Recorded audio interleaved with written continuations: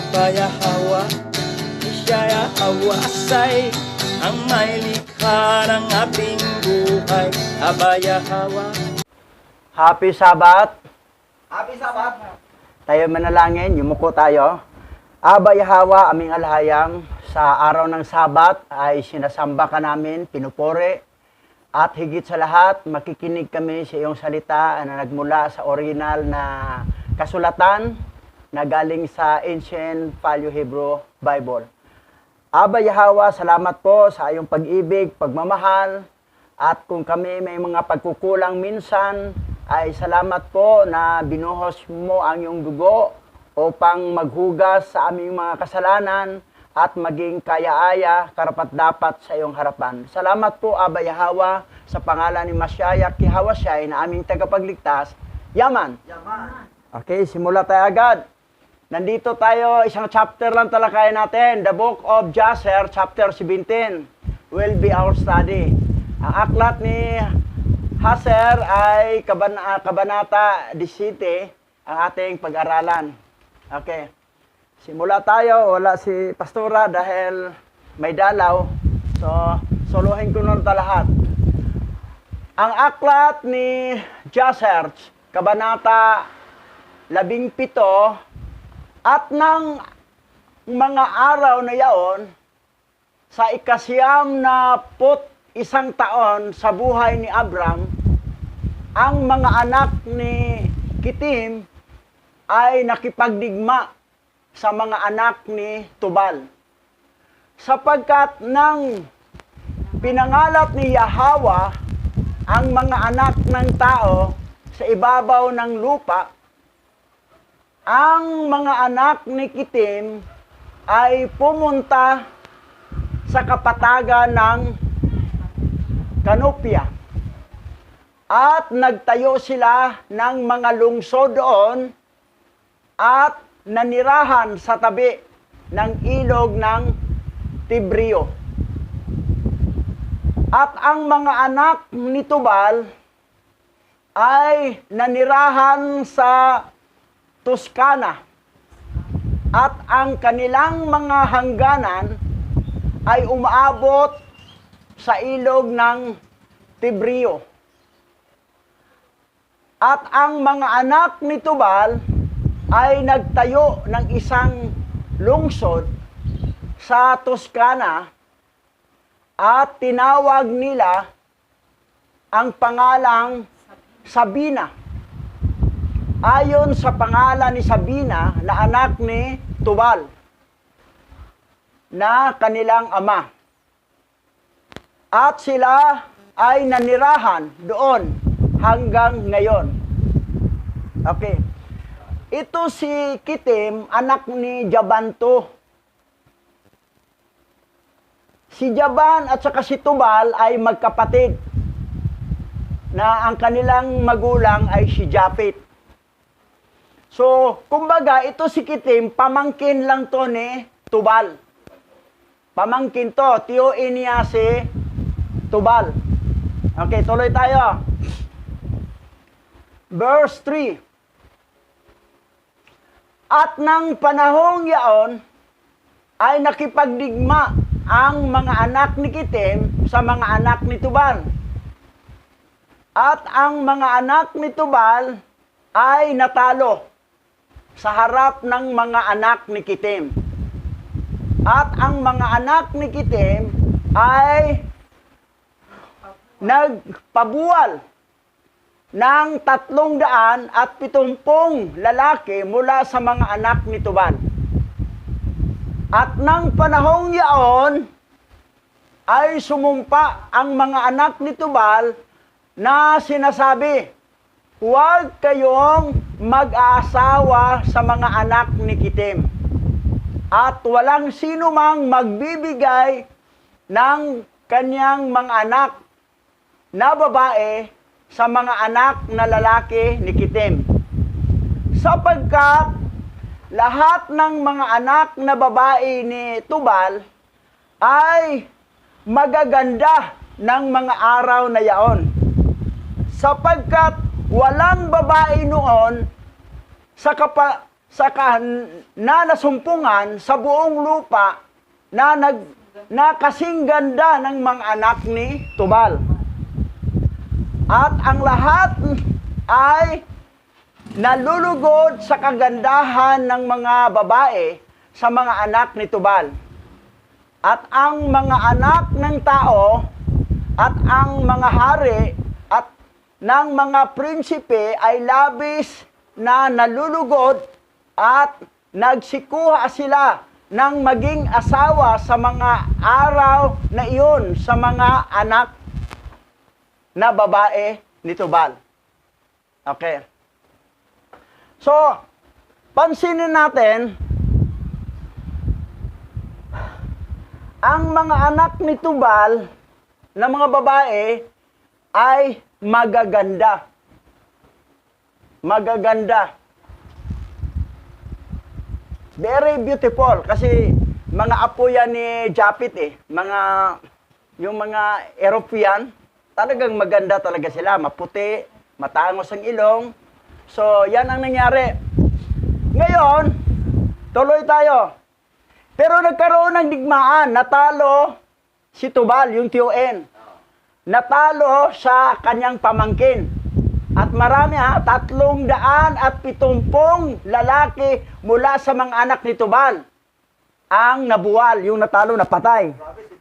So that's why ang mga anak ni Tubal, nangako sila na walang mga lalaki na magpangasawa sa mga anak ni Tubal, sa mga anak ni Kitim. Kasi itong pamangkin Tiyuin, talagang mortal na magkaawa itong panahon na ito. Ngayon, tuloy tayo. At sa katapusan ng 3 taon, pagkatapos na ang mga anak ni Tubal ay sumumpa sa mga anak ni Kitim na hindi ibibigay sa kanila ang kanilang mga anak na babae upang maging asawa. Humigit kumulang 20 lalaki sa mga anak ni Kitim ang yumaon upang kumuha ng maging asawa sa mga anak ni Tubal. Ngunit sila'y tinanggihan. Yan. So wala, tinanggihan. Wala. Di talaga nakapang-asawa. Tinanggihan. Kasi magkakalaban ang Tiyuin sa pamangkin, yung mga lahi nila. Ngayon, verse 8. Sapagkat tinupad ng mga anak na babae ni Tubal ang kanilang mga sumpa na walang makipag-asawa sa kanila sa mga anak na lalaki ni Kitim at hindi nila sisirain ang kanilang mga sumpa. Verse 9. At sa mga araw ng pag-aani, ang mga anak ni Tubal na mga babae ay nagsiparoon sa kanilang mga bukid upang kunin ang kanilang ani. Nang ang mga binata ni Kitim ay nagpupulong at naparoon sa bayan ng Sabina at ang mga anak na lalaki ni Kitim ay nakakuha ng mga dalaga sa mga anak ni Tubal. At dumating sila sa kanilang mga lungsod at nagkaanak sila ng mga lalaki at mga babae. Wala yung promise nila, pangako lang di makaasawa, ngayon di nakapigpigil. Nakaasawa talaga. Nagkaroon ng asawang babae ang mga lalaki sa mga lahi ni Kitim kay sa lahi ni Tubal.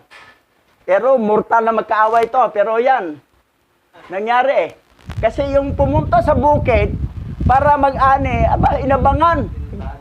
Inabangan, walang magawa kasi wala sa teritoryo, nasa labas na nasa parang na So parang simi-rape ang ginawa nila. At walang choice sa mga babae. Ano ang ginawa? Sige na lang. Kasi nakatikim Mukhang na doon nata si Idmar doon. Joke lang ha, joke lang. Okay, verse 10. At nang nabalitaan ito ng mga anak ni Tubal, at sila yumaon upang makipagdigma sa kanila.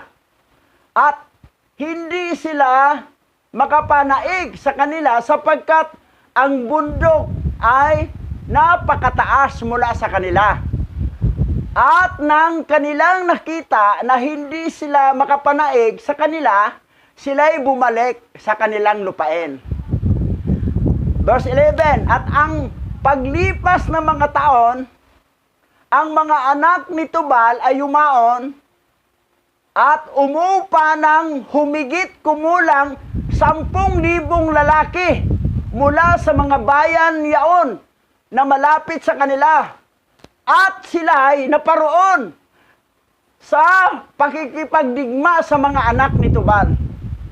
Ayan, kasi galit sila nakakuha ng asawa Ilang libo yung 10,000 lalaki inupahan nila. Verse 12, at ang mga anak ni Tubal ay naparoon sa pakikipagdigma sa mga anak ni Kitim upang sirain ang kanilang lupain at upang pahirapan sila. At ang mga anak ni Kitim ay nakipagkasundo sa mga anak ni Tubal. Yamang ang mga anak ni Kitim, sila'y totoong labis na mimighati. At itinaas ang mga bata na nagkakaroon sila ng mga anak ni Tubal sa ibabaw ng kuta na itinayo upang makita ng mga mata ng mga anak ni Tubal. Pakita niya, ito, lahi ninyo to. Nakapag-asawa kami, may mga anak kami, lalaking babae. Pinakita, kasi gigirahin sila At sinabi ng mga anak ni Kitim sa kanila, narito ba kayo upang makipagdigma sa inyong sariling mga anak na lalaki at babae? At hindi ba ninyo kami itinuring na inyong laman at buto? At nang narinig ito ng mga anak ni Tubal, ay tumigil sila sa pakikipagdigma sa mga anak ni Kitim. At sila'y umuwi sa kanilang lupain. At sila'y nagsibalik sa kanilang mga lungsod. At ang mga anak ni Kitim ng panahong yaon ay nagtitipon at nagtayo ng 2 bayan sa tabi ng dagat at tinawag nila ang isa na Porto at ang isa ay Arisa. At si Abram na anak ni Tira ay 99 ang taong gulang noon. 99 ang edad ni Abram. So, walang girang nangyari kasi nakakaroon ng lahi ang mga anak ni Kitim sa anak ni Tubal. Digmain nyo kami? Nandito mga lahi ninyo. Sabi na, nga, nandiyan parang lahi ni Idmar di na natin girahin. Joke lang, joke. Patawain. Okay, tuloy tayo. Okay, verse 17. Nang panahong yaon ay nagpakita sa kanya ang Yahweh. At kanyang sinabi sa kanya, pananatilihin mong malinis ang iyong buhay dito sa lupa habang ikaw ay nabubuhay. Dahil ako'y makikipagtipan sa iyo at aking pararamihin ng mainam ang iyong mga lahi. At ito ang aking tipan sa iyo, na magpatuli ka. 99 ang edad Magpatuli ka at ang bawat anak na lalaki na iyong mga binhi ay dapat magpatuli at ang iyong mga aliping lalaki ay tutuliin din. Mga supot 99 years old si Abraham, supot pa pala. Supot pa. Kulang 1 taon, may 100 ang edad niya.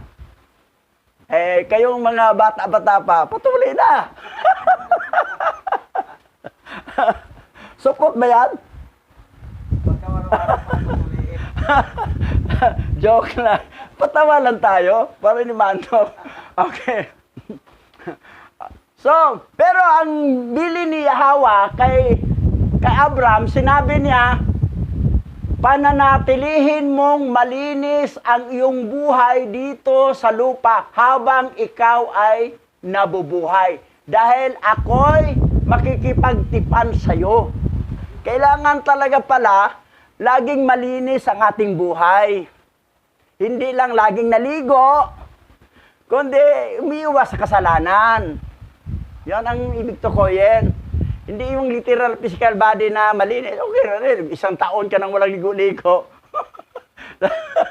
Joke lang ha, wala naman sigurong gano'n, di ba? So, ang malinis na, ibig sabihin, iwas sa kasalanan. Sabihin mo sa katabi mo, iwas ako sa kasalanan. Okay. Tuloy tayo. Dito tayo sa verse 18. Sa edad na 8 araw ay tutuliin. At ang tipan na ito ay magiging sa iyong laman bilang isang tipan na walang hanggan. Tipan na walang hanggan, ibig sabihin, hindi matatapos. Tuloy-tuloy yun. At ngayon, ang iyong pangalan ay hindi na tatawaging Abram, kundi Abraham. Sapagkat ikaw ay ama ng mga maraming bansa. At ang iyong asawa ay hindi na tatawaging Sarai, kundi Sarah. Si Abram ay ama ng maraming bansa. Ang mga lain Ismail, yung mga Arabo, yung mga Muslim country, anak ni Abraham yan. Mga Hebrew Israelite, anak ni Abraham. So, ama siya ng maraming bansa. Verse 20, sapagkat pagpalain ko kayong dalawa at pararamihin ko ang iyong mga binhi. Pagkatapos ninyo upang kayo ay magiging isang dakilang mga bansa at ang mga rahari ay nagmumula sa iyo. Yung mga hari sa isang bansa ay nagmula talaga sa lahi ni Abraham. Abraham na ang pangalan niya, hindi na Abram.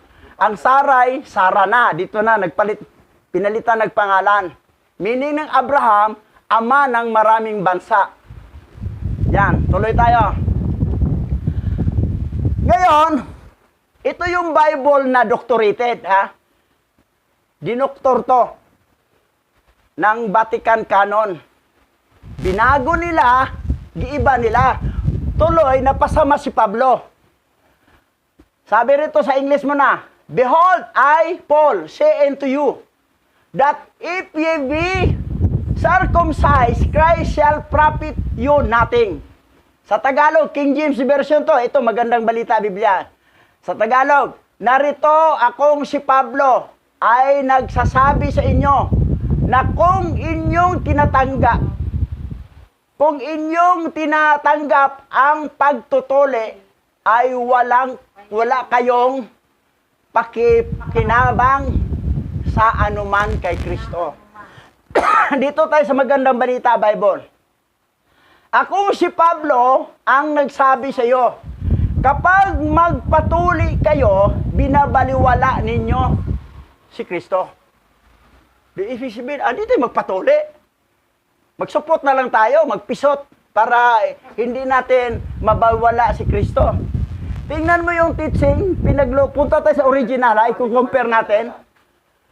So maraming hindi magpatuli. Kasi, magpatuli tayo, bayawa. Samantalang sinabi ni Yahweh kay Abraham, ito yung tipan na walang hanggang, yung pagtutuli.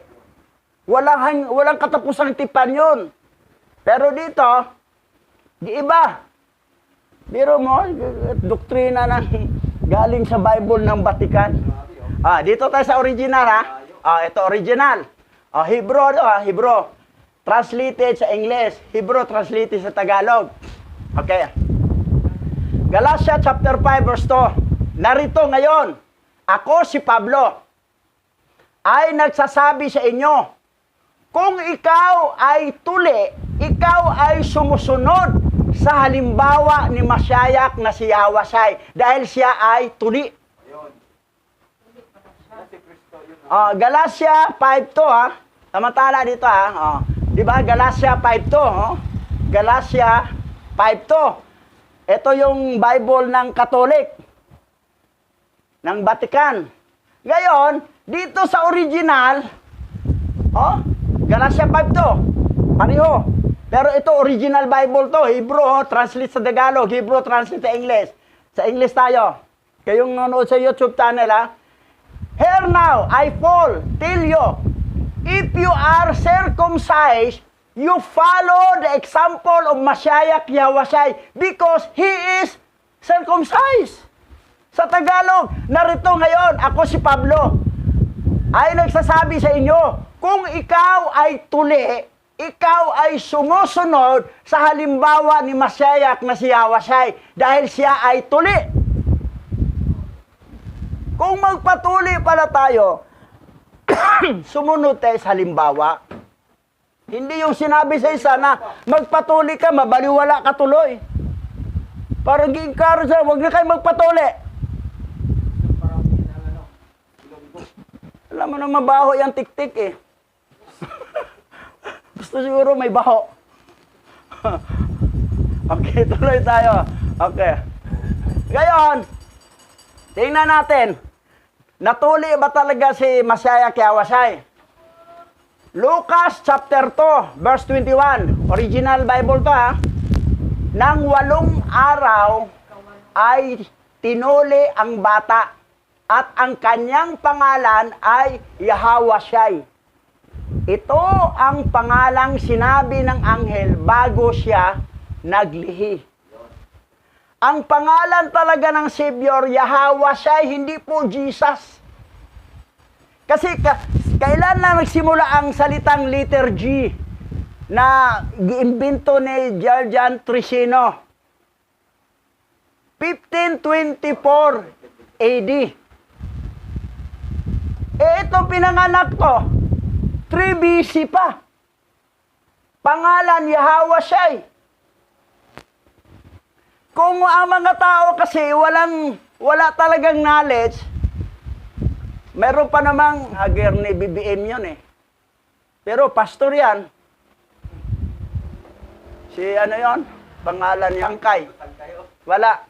Ikaw Sangkay, pastor ka. Wala ka talagang alam.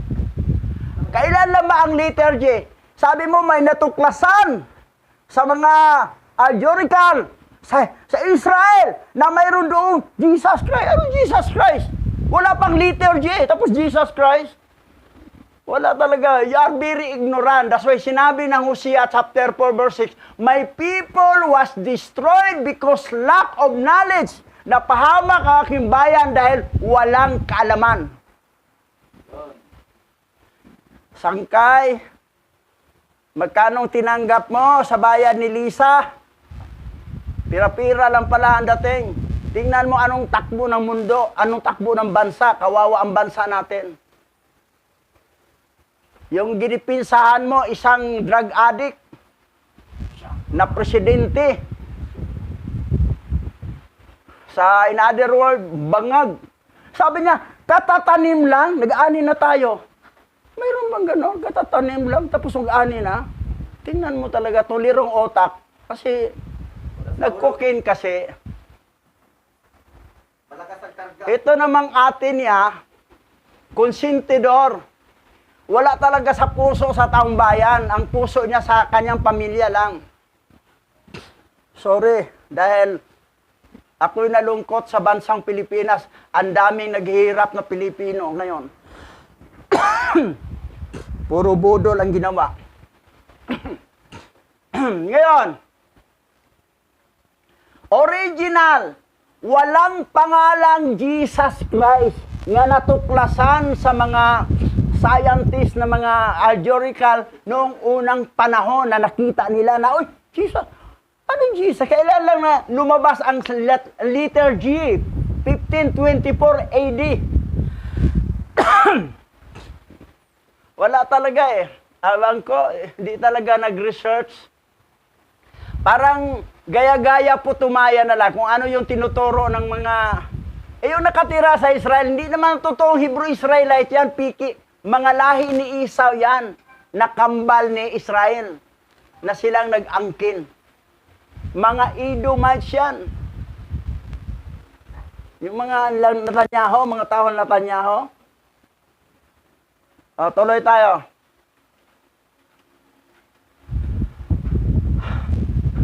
Sa Pilipos chapter 3 verse 5. Sabi kasi ng iba, si Pablo, pisot yon. Supot niya si Pablo, hindi niya nagpatuli. May isa namang nagtuturo din, natigok na ngayon. Kasi mali ang turo. Pinatay ni Hawa. Tama sanang pangalan, pinangaral niya. Kaya lang ang problema, mali-mali na ang doktrina. Anti-Pablo sila. Ang pagsalin kasi sa New Testament na ang original Hebrew, Aramaic, gilipat sa Greek. Tapos gawin na nila ang Greek daw, original New Testament. Mali. Tapos binago na, sinisiraan si Pablo. O, itong sabi ni Pablo sa Pilipos 3:5. Ako ay tinuli sa ikawalong araw. Mula nang ako ay isinilang. Ako ay isang tunay na Israelita. Mula sa tribo ni Benjamin, tribe of Benjamin si Paul. At isang katutubong Hebreo. Kung tungkol sa pagsunod sa batas, ako ay isang parisyo. Si Pablo po, parisyo. Tuli siya. 8 days mulang pinanganak siya, tinuli si Pablo. Hindi siya supot. Tuli si Pablo. O, tuloy tayo. Dito naman tayo kay Timoteo. Gawa chapter 16 verse 3. Nais ni Pablo na isama si Timoteo. At sa gayon ay tinuli siya para sa mga Hudyo sa lungsod na iyon, sapagkat alam ng lahat na ang kanyang ama ay Grigo. Si Timoteo, hindi sa Hebrew-Israelite, Greek ang kanyang lahi, Hintil. Pero tinuli. Sabi ni Pablo, isama kita, magpatuli ka. Okay naman si Pablo, si Timoteo, nagpatuli. Tinuli. O kayo dyan na hindi patuli, magpatuli na ba kayo? May mga support ba dyan nga nanonood sa YouTube channel? Patuli na kayo. Ang mga Hintil, ito si Tito, mamaya, si Tito, hindi Tito makalintal Bishop na ngayon yan dating kasama ko. Tinamos Tito Hindi siya pinilit. Ayaw takot sa blade No. Sabi rito sa Galatia chapter 2 verse 3. Dito tayo sa Tagalog diretso. Bagamat si Tito ay isang Grigo. Hindi siya Hebreo, Grigo siya. Nakasama ko, hindi siya pinilit na magpatuli. Ibig sabihin, gialok na tutuliin ka. Ayaw, hindi na pinilit. Hindi ka naman pwedeng pilitin kung hindi ka inalok. Inalok ka, magpatuli ka. Ayaw niya. Takot ako sa bleed, pero sa itak hindi ako takot. Parilan, suntukan, hindi ako takot. Pero pag bleed na, kutsilyo na, pagtuli, ayaw ko. Hindi na siya pinilit. Kasi ang Hintil, sa totoo lang, ang Hintil, sa kanyang desisyon yan, magpatuli o sa hindi, okay lang. Pero ang lahing mga Hebrew-Israelite, hindi talaga pwede hindi magpatuli. Kasi covenant po yan mula ni Abraham. Kailangan tutuliin. Ngayon kung, hindi naman ko Hebrew, Hintil naman ko, gayahin ko na si Tito, di lang ako magpatuli. Sige, walang problema. Tanggap naman si Hawa. Yahweh siya nga nagkatawang tao. Okay, no problem. Sa langit ka pa rin mapunta. Kasi hindi ka naman Hebrew eh. Pero, kung Hebrew, Israelite, remnant ka, tapos, hindi ka magpatuli, ibang usapan yan. Kailangan obligado ka talagang magpatuli. Kasi kung hindi ka magpatuli, tatanggalin ka sa lahing Hebreo, ilipat ka sa Hintil. Katulad yung anak ni Judah na yung asawa niya sa kanyang kapatid, na namatay ang kanyang kapatid, siya naging asawa, siya naging husband, yung binhi niya, hindi niya hinulog niya sa labas. Yun ang kinagalit ni Yahweh at tinanggal siya bilang Hebrew-Israelite at doon na siya nabilang sa mga Hintil. Itong mga remnant Hebrew-Israelite, takot kayo sa blade, takot kayo sa kutsilyong tutuloyin, tanggal kayo sa pagka-Hebrew-Israelite. Hintil na lang kayo. Pareho na kayo ni Tito. Si Tito, takot to sa blade, takot sa kutsilyo. Pero sa awa ito suntukan, barilan, hindi ito natatakot. O diyo? Bagamat si Tito ay isang Grigo, nakasama ko, hindi siya pinilit na magpatuli. Ang salita kasing pinilit, inalok yun. Tapos ayaw niya, huwag na pilitin, hayaan mo na siya. Wala yung pinilit, hindi sinabihan. Hindi naman ko sinabihan magpatuli, hindi ko patuli. Salitang pinilit, ibig sabihin, sinabihan. Kaya tumanggi siya, hindi na lang pinilit. Yan po ang meaning ng pinilit. Force, not force. Although Titus was agreed with me, he was not forced to be circumcised. Bakit? Eto, tuloy natin. Dito tayo sa Joshua chapter 5 verse 2. Ito yung batas talaga, ha? Sabi rito, sa wikang Tagalog, oh. Palyo Hebrew to, ha? Sinabi ni Yahweh kay Joshua, kumuha ka ng matalas na bato. Wala pang kutsilyo ng panahon, wala pang blade noon. Matalas na bato. At putulin mo ito na parang martilyo.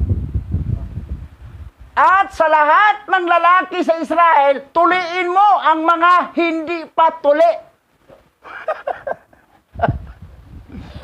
Bato, matalas. Gawin martilyo kasi pagpasok mo, biyak. Ayan, tuli na. Ganon yun eh. Yung ano doon, sawag doon, pakang eh. Ipapakang. Ipasok yung kahoy doon. O ano ba, yung isang matigas na bato ipasok, tapos pukpukin naman sa taas, ang matalas na ano, martilyo. Biyak. Ayan, tuli na. Masakit. Yan ang masakit.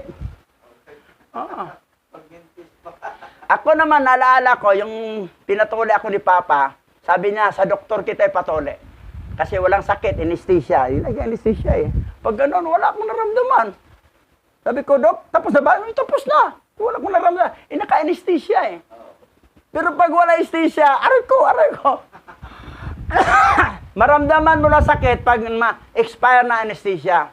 Yung sugat, doon mo na maramdaman ang sakit. Yung mga sugat. Gayon, dito tayo sa Bisaya. Palyo Hebrew, Bible, translate to Tagalog. Palyo Hebrew, translate to English. Sa Bisaya tayo, may gi-translate ko sa Bisaya, ito. Ito na ang last verse natin. Ganon pa rin, ha? Joshua chapter 5 verse 2. Si Hawa miingon kang Joshua.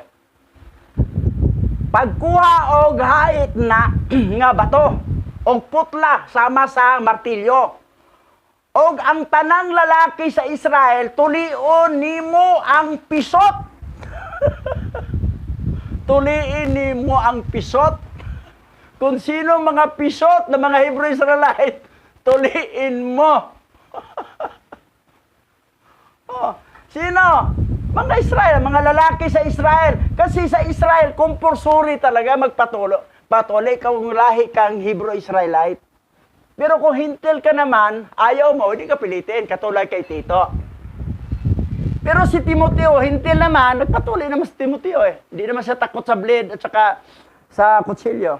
Pero si Tito, ayaw niya. O, hindi na pinilit. At least tanggap naman niya si Hawa, at saka Hawa siya. Okay na yun. Sa langit pa rin mapunta. Pero may dugong Hebrew-Israelite, remnant, ayaw magpatuli, langit pa rin. Kaya lang, doon na siya sa bansang hintil na siya. Doon na siya titira. Hindi na siya makatira sa New Jerusalem. Doon na siya sa parang ng mga hintil. Hindi na sa parang doon sa mga Hebrew-Israelite.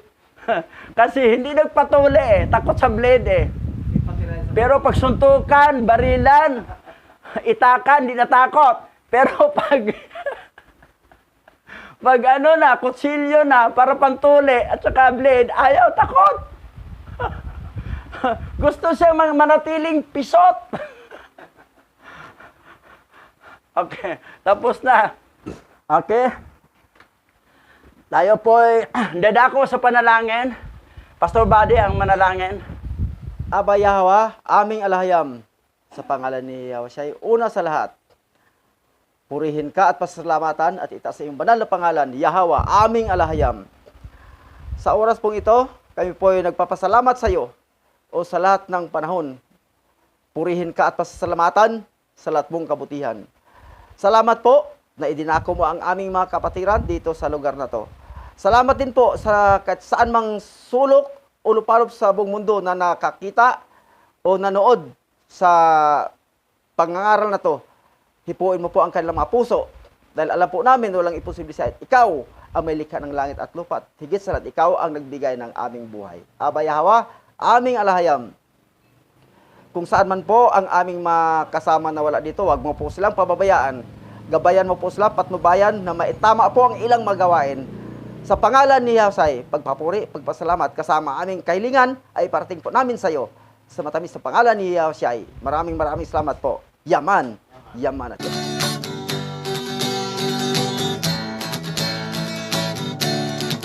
Aba Yahwa, siya Yahwa say, ang may likha ng ating buhay.